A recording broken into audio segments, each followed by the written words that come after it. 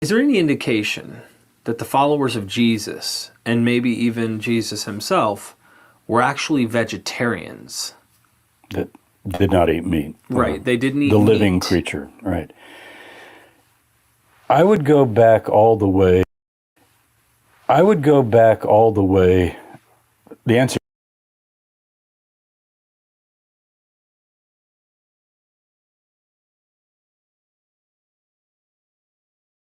Is there any indication that the followers of Jesus, and maybe even Jesus himself, were actually vegetarians?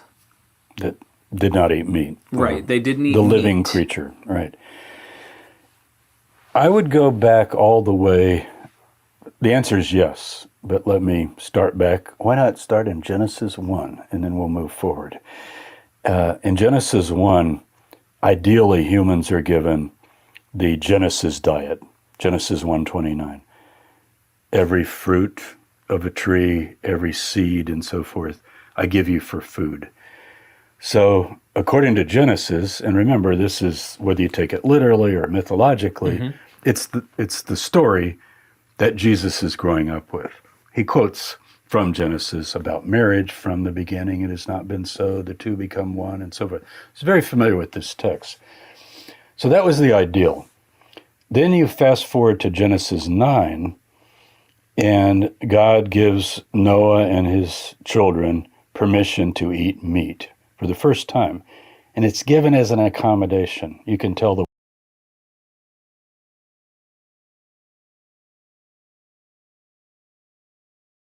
way it's presented. As I gave you the green herb, I'm now giving you this. And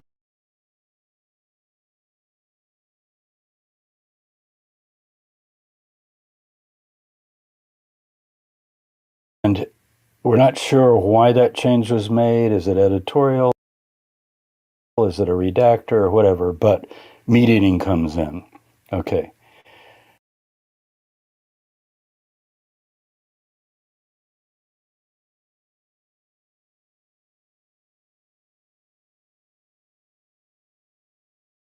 Now, when Israel's in the wilderness, though,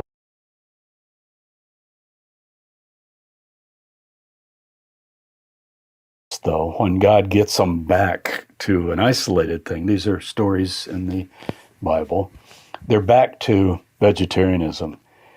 They're eating a plant that produces this thing called manna. We think it's like some sticky desert plant, different speculations about it. And they start crying for meat because, the culture is a meat-eating culture. They come from Egypt. And they go, oh, we remember Egypt and we had all this wonderful meat. Can we have meat? And the text presents it as a disappointment. In fact, Moses tells God they're complaining, they want meat. And he says, I'll give them meat, not for a day, not for a week, but a month until it comes out their noses. So this is not real gentle. It's the idea you want meat, you're going to get meat. I'll tell you a related story about David Koresh, the Branch Davidian guy. I was involved in Waco. I hope we can talk about that someday. But I have a tape where David's giving a Bible study, and some woman calls. They're in a home, and Rachel, his wife, answers, hello, and you can hear kind of on the tape, David, so-and-so's on the phone, and she said she got tempted and ate a can of pork and beans. Or opened a can and ate some pork and beans. They followed kosher. They didn't eat pork. David says, tell her to eat the whole thing. The idea again would be, hey, you wanted it? Eat it until you're sick of it. It's sort of interesting. Just that came to my mind. Wow. So anyway, they get pigeons. Pigeons or doves fly over. And there's so many, it just covers the desert floor. And they're so hungry for meat, they don't even let it cook. And they start vomiting and getting sick. Okay, so then you fast forward to Daniel, and he's in captivity, and he's among the Babylonians, and what's called the potbog of the king, the delicacies of the king. You could imagine the cuisine in this story of, Babylon, essentially Nebuchadnezzar's table. And he says, no, we don't eat that stuff. Probably kosher, but he says, give us Za'arim. Give us the Genesis seed diet. That's the word seeds. Give us seeds and water.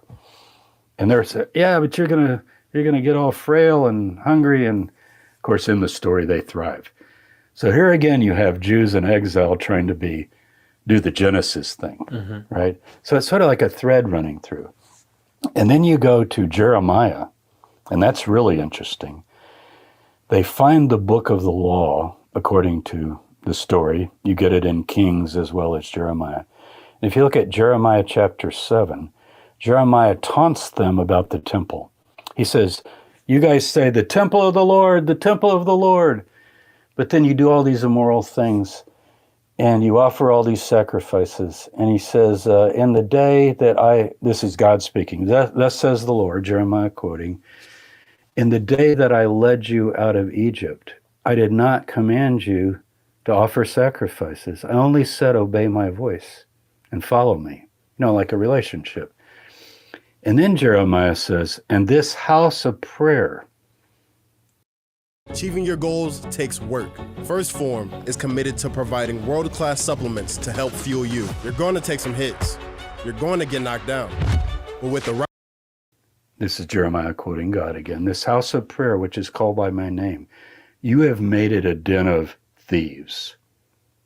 Now, we're going to go to Jesus in a minute, but many of your listeners will go like, Jeremiah said that? I thought that was Jesus. Maybe Tabor's mixed up. Jesus is quoting Jeremiah. Now, if you look at the Hebrew, I brought my Hebrew Bible for effect, and I'm not going to open it, but I've got it here marked if we needed to look at it. And you could put a screenshot up maybe later. If you look at the word thieves, it's essentially a verb peratz, which means, first of all, it's a den, a cave, like a lair of a wild animal. And it's not thieves. Thieves could be a translation because they rip things and tear things. It's actually, you become a lair of those who shred, who rip apart, who rip the necks of animals, who, cause a lot of blood. I think he's referring to the sacrifices. Jeremiah. Now, why does he say a house of prayer? Because in Isaiah 56, Isaiah had said earlier, my house will be a house of prayer for all people. Universal. Very interesting. Jesus quotes that as well. So he quotes Isaiah 56, Jeremiah 7, puts them together, and we'll get to that in a minute. What was Jesus saying? Now, a house of prayer for all people. So we go to Solomon, and this is where it gets really interesting. In Kings, 2 Kings, or 1 Kings, I believe. Yeah, because David dies. I think it's 1 Kings. Yeah, it is. Chapter 6 or 7, right in there. Solomon dedicates the temple. Now read Solomon's prayer, just the prayer, not the thousands of animals that were offered, which could be a redaction. And he does not say anything about sacrifice. He says, the foreigner will come from a far country. He will stand before God. His prayer will be heard. It's all prayer 2 Kings of all 6, nations. I believe it is. And it's the prayer of Solomon. Yeah, I thought it was 1 Kings, but it might be right. It might be 1 Kings But 6. it is 6, yeah, because it gives that chronology too. Now, what about Isaiah 56? This is really interesting. If you read Isaiah 56, and I do this with my students, and I should probably just turn to it and show you how this works, because whenever people forge things, and I think this is partly forged, they interpolate. Ancient interpolators are really dumb. Like today, interpolators are really smart. They figure, you can't tell, they figure out how to do it. But you remember the famous statement of Josephus on Jesus. He was a man, a wise man. If it be lawful to call him a man, interpolation. I give that to my students and I say, read this, see if you can cross out the things that sound like they were added, and then read it without them. And now we have an Arabic text without the interpolations, and it reads exactly what you would do with the blue pencil if I gave you the text and said, cross out the crazy stuff, like he was the son of God or anything like that, and just make it Jesus, a wise man, a teacher, and so forth. So Isaiah 56, the foreigners who join themselves to the Lord, minister to him, love him. This is like Solomon's prayer. Everyone who keeps the Sabbath holds fast to my covenant. I will bring to my holy mountain and make them joyful in my house of prayer. Interpolation. Their burnt offerings and sacrifices will be accepted. Take that out, and you can see it keeps going. For my house should be called a house of prayer for all people. You see what happened? Somebody read that and they go, okay, house of prayer, I'm okay with that. But I'm going to put between two verses on the house of prayer, which read perfectly well together in Hebrew and in English. Well, they're going to offer sacrifices. So, and that's the only thing about sacrifices in this chapter. So Jeremiah is aware of that. And I know people dispute this, but Jeremiah says the false pen of the scribes has made the Torah a lie. That's one translation. Obviously, people don't like that translation because the Torah cannot be a lie. But what if Jeremiah has a copy of the Torah that is more like this Shapira scroll that I want us to talk about in the future? People can look this up. Bar Magazine, the current winter issue of 2021-22. I've got an article about this Shapira scroll that people can look up. But what if Jeremiah is right, that originally the Torah did not have the sacrifices, but was more ideal? Then you go to the Messianic chapter, Isaiah 11. This is the Davidic Messiah. Whether it's Jesus or not, doesn't matter. We'll get to Jesus. What is the final thing? The wolf is with the lamb. That could be metaphorical. But then it says, they will not hurt or destroy. Shakat is destroy. You know what that means in Hebrew? That's the slaughterer that kills the animals. They will not hurt or destroy on all my holy mountain. Holy mountain is the temple. They're not going to sacrifice. It's also in Isaiah 65. And it's in Isaiah 66. To this man will I look. You know, what are you going to bring to me? All these sacrifices. Now, the counter to that, you know, we go Eden ideal, wilderness ideal. This is the ideology of one thread that goes through the Hebrew Bible. Daniel ideal, because he's following God. Messianic age ideal. Prayer of Solomon ideal. But then people have the rivers of blood added. So the counter to that usually is, oh, God loves sacrifices. He just didn't like that they were insincere. They're insincere and wicked when they offer them. If they would clean up their lives, he'd love that blood. But if you read the text in Amos, Hosea, you know, Jesus' favorite scripture, Hosea 6:6, go learn what this means. Like, go learn? I desire mercy, not sacrifice. Now people read that like, I desire sacrifice, but you need to have mercy, you know, love. And then I want it. That isn't what it says. It says, I desire mercy, not sacrifice. So, you know, Amos, you know, shall I come with my firstborn son, which is what some versions of Christianity ended up with. You know, like, oh, I'll offer my son as atonement for my sin. He goes, no, no, no. What does the Lord require of you? To walk humbly, do justice, and love mercy. I mean, you get these ringing passages in the prophets. So, it's possible that there are these two strands. There's the priestly strand. We got P, you know, if you go by the sources. And they're all for sacrifices. And it's a big money-making thing, believe me. Any temples are banks, basically. It's where people offer all these things and the money is flowing in. You can imagine Herod's temple. And Jesus calls him the fox. Go tell that fox. You know, he's not so fond of Herod, this is Herod Antipas, who killed his cousin John. So then we go to the time of Jesus, and what do we find? We find John the Baptist doesn't eat meat or drink wine or even eat bread. One of the passages in the Q passage says he doesn't eat bread. Now, you know Slavonic Josephus? That's in the back of the lobes, you know. I know it's Russian and it's later and so forth, but they talk about the diet of John that makes sense. Why wouldn't he eat bread? He won't even eat he definitely wouldn't eat the Passover lamb, but he wouldn't even eat like the bread that's baked in any Jewish home every Shabbat and every festival, because it doesn't grow of itself. He wanted to live like manna, like the manna. Now everybody says, well, wait, he ate locusts. That's like meat. I mean, it's a creature. But The Ebionite texts, the Gospel of the Hebrews that Jerome and others preserve for us, Origen quotations, there's a Greek word akris and akris. It's just one letter different. One means locust and the other means honey cake, very similar to manna. And the Ebionite Gospels, Ebionites are the Jewish followers of Jesus. They reject Paul. They don't accept the virgin birth. They say Jesus is a human being. They say born of Joseph, but either way, human being. And they're vegetarian, and they think sacrifices were never intended. So you actually have a movement coming from James and his followers that is vegetarian and is rejecting the sacrifices. And so you see this sort of idealism coming through. There's also a statement in the Gospel of the Hebrews, which is, you'll hear it called Gospel of the Hebrews, Gospel of the Ebionites. It has various names, but it's sayings that are not in our New Testament. But Slavonic Josephus says that he would only eat things that grow of themselves.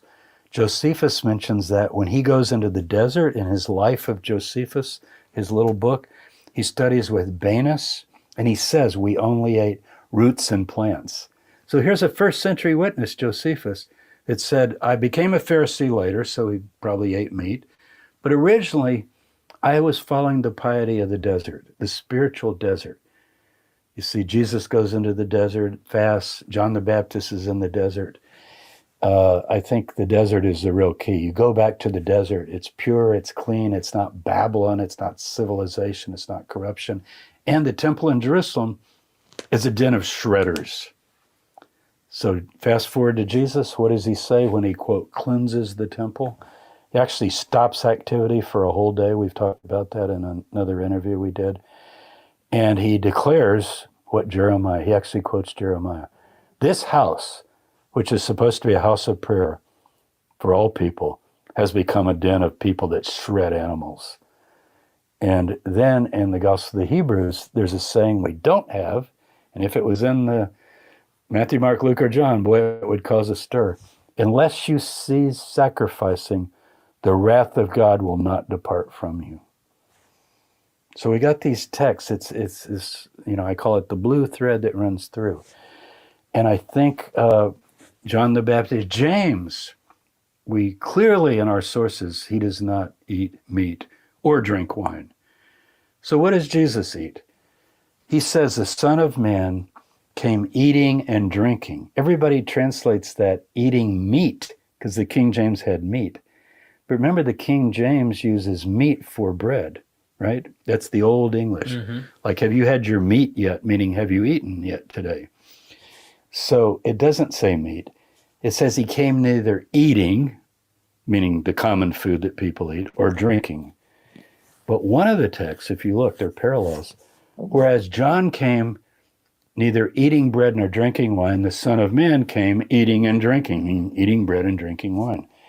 So he did drink wine, and he ate bread. So he's not living as strict as John. And maybe his brother James is a modified view of that because he doesn't drink the wine. Now, Paul knows about this because in Romans 14, he's writing to the Romans, and he says, I want to talk to you about this diet thing because some of you are convinced that a person should eat only seeds. Calls it vegetables in the translation, but it's basically, some of you are following the Genesis diet. And you're also saying you shouldn't drink wine. James, he's met James, we know that. And others of you are eating meat and drinking wine. He said, just if a person has that view, the ascetic view, fine. God is their master, the Lord is their master. If they don't, fine. Clearly, Paul is on the meat-eating side of things. But Paul's idea is God will judge. And remember, for Paul, all this eating, drinking, even marriage, it's all passing away. So he has no interest in these questions. He just doesn't want people divided up. So we probably have a group of John the Baptist kind of influence followers or James influence followers that have made it to Rome because Paul didn't establish that church. And they're vegetarian. So now we come to Jesus. And immediately everybody says, but he ate fish. Well, and he ate the Passover lamb. Are we sure? Bruce Chilton has argued that the original meaning of the Eucharist, not as Paul has it, but the original meaning, and not as Mark has it, because Mark's echoing Paul, this is my body, this is my blood, given for you, and so forth. That the original meaning was the disciples say, where should we prepare the Passover lamb? And Jesus says, I will not eat Passover. This is my body, this is my blood, meaning the bread and the wine. You see the idea? Mm-hmm. And as he held up the bread and said, this is the body. We don't need to slaughter a lamb. And this is my blood, meaning we don't need to shed blood and put it on a doorpost or something because we drink the wine. And I don't know if Chilton's right. I think it's an interesting theory. People can look it up. He published it in Bible Review. It's online. You can find it. Just interesting. But the question is, if Jesus said, I will no longer eat Passover with you, did he mean he never did, or he had come to that view maybe under certain influence? I'm not sure. Just an interesting thing. But the fish, as far as him eating fish, it's at the resurrection accounts of Luke and John, and it's to prove that he's not a ghost. And I've written a lot about the resurrection accounts, how they go from no appearances to one appearance with people doubting. That's Matthew. And then you go to Luke, and it gets like, oh, we're going to have lots of appearances, the men from Emmaus and so forth. And he's going to come like a ghost, and he's going to ask to eat. And then John, of course, has appearances in Jerusalem and finally in Galilee in the last chapter, the appendix, where he does eat fish. So are we sure he ate fish, or is that an attempt of Luke and John against opponents like Celsus later, this would be later, saying, well, maybe they just saw a ghost, or maybe they saw an apparition. And you go like, no, we got that covered. Notice the text. He asked for something to eat. He's a physical body. But remember, we did a show on the resurrection body. Mm-hmm. Paul said it's not a physical body. The body he saw said there's the body of dust, flesh and blood. He says flesh and blood. But he said there's also the life-giving spirit, and that we were the body of flesh, but at the resurrection we're the life-giving spirit. So I think the Luke and John accounts are later, and they're apologetic, and they're trying to say the corpse really got up and walked around, and then he went to heaven and got transformed. Paul does not have that view. He says James saw Jesus and Peter saw Jesus. I see no reason to think that they didn't see the same thing Paul saw, because otherwise it'd be crazy. He goes and meets Peter and James, and they go like, oh yeah, he walked around, he ate fish. He go, what? He was a decaying corpse with his wounds and all? That's not resurrect. I saw a light. I saw a heavenly being that was so glorious I can't even describe it. It's things unutterable, he calls it, the glory that I saw.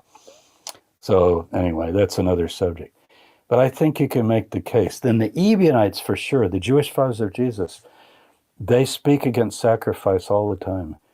And they say that's why God destroyed the temple, because God never wanted sacrifice. So back to Jeremiah, in the day I led you out of Egypt, I never commanded you to do sacrifice. But they want to do sacrifice. Why? It's like going to the Greek festival. It's like any kind of jamboree party. It's like Greco-Roman Apollo, on Apollo's birthday, you're going to have barbecues and people dancing and drinking, and this is irresistible to a culture. And so the Baal worshipers and the Canaanite worshipers, they're having great stuff at their temple. What are you supposed to do? Just go in this little tent somewhere and just pray to God? It's not very appealing. You need to have like a huge banquet or something like that. So anyway, I think you can make that case that not eating meat was the original ideal. And Isaiah's the strong one. If they're not going to hurt or destroy on all my holy mountain, then... Now, Jesus did say that you've made this a den of thieves. It can also mean traders, Trad. Zechariah 14. In that day, there will be no trader in the house of the Lord. Now, people say they're trading money. No, they're not trading money. They're trading animals. Because you bring your lamb up, and I'm going to find a blemish on its lower left hind leg and go, you didn't notice that? Here, the priest, you're going to have to get one of our lambs. I know they're, we call it today, airport prices. They're going to be pretty high. But hey, this lamb's perfect, certified. You'll have no trouble taking it in, and you can have your Passover. Yeah? Oh, So my they're goodness. traders. They're trading. And I guarantee you, any animal you brought from the Galilee and you brought your little lamb down, your old, it's like a little puppy dog pet, you know, your old lamb, they're going to go, nah, you can keep it, but we got one you need. And that's what Jesus is objecting to. The commerce. Money changing is just part of it. Like, do you know that they changed their money into Tyrannian shekels?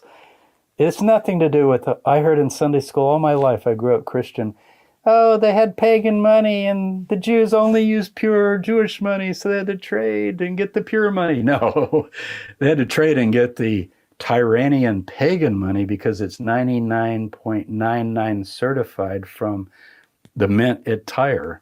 And that's the only thing they would trust. Because you come from all over the diaspora with your coins and go like, I don't know where that, who minted that? You know, it's a coin from Bithynia or something. We can't take that, but we can trade the good coins. So you can buy. You got to buy your animals. See. So anyway, I think you can make a case that the original ideal that Jesus reflected: get rid of the traders, get rid of the den of thieves, get rid of the robbers, the shredders, and go back to the original. Now, one final point. When Jesus upholds no divorce, what does he do? The Pharisees couldn't believe it because Deuteronomy says loud, and they say to Jesus, when he says, if you put away your wife or a wife puts away her husband, that's adultery. And they say, well, Moses allowed it. And he said, because of the hardness of your heart. From the beginning, it has not been so. And then he quotes Genesis. And people are going to do it anyway. I love Aronofsky's film Noah because he actually takes this position that I'm taking, where Noah is appalled. Remember at the bloodshed in the movie, and he talks to his children about it. This is what the nations are doing, shedding blood and being violent. It takes a lot of violence to kill an animal. And, just one comment on there as we got 2 minutes left. I think it's interesting that violence is what the wickedness of Nineveh is in Jonah. You kind of wonder, am I reading into it too much? But no, I mean, at least we know Nineveh, what they did to Israel. That might be what it's referencing. But the point is the violence that constantly happened from the nations. So if they in the future will not hurt or destroy on the holy mountain, which is where you worship God, then the ideal is no sacrifice. Go back to the Eden diet. And could I add, I think it's healthier. Plant-based diet is kind of taken over now, at least even people that eat meat. They're being told all the time, base most of your diet on plants. You're going to be much healthier. Many of the chronic diseases could be caused by an unbalanced diet. So even for that reason, which I'm not talking about health today, but these ideas. So I think that blue thread is pretty strong. Trace it on through. I mean, look how it jumps from this. Every time there's a control situation, then you don't eat meat. But when everything is just being done according to the will of anybody, then you can't eat meat. So the will of anybody's desire. But my favorite story is the pigeons. I'll give you meat. Not one day, not a week, but a month till it comes out your noses. And they started loathing the meat and didn't like it. So it's a case. But probably the Ebionites are the best example because they are the Jewish followers of Jesus that survived. They follow James. And then when James dies, Simon is put in, either a cousin or a brother, we're not sure. And he probably also grew up with these same traditions of his brother.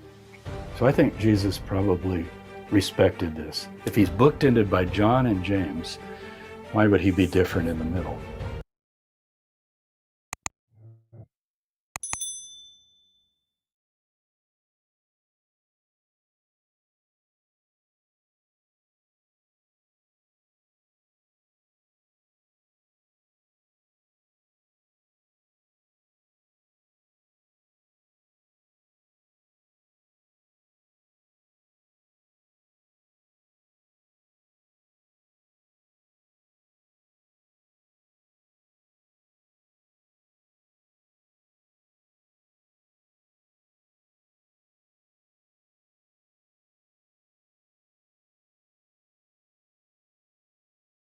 In vain to find out about the term.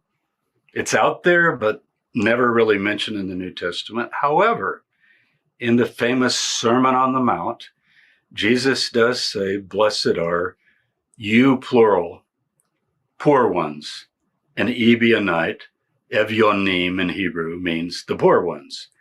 And Isaiah is the one who uses the term when he says, "God rules heaven and earth, and you couldn't build me a house, but I will look to those that are poor in spirit." So we get the phrase, "Blessed are the poor in spirit." The humble ones, something like that. So who are the humble ones? And how would they get a name like that? Other than that reference, and I don't even know if that's a technical capital name, blessed are the Ebionites. I don't think he's talking like that. We get descriptions from their enemies. It's generally the people that hated and disliked them. Later in the 3rd, 4th, and 5th century CE, the so-called church fathers.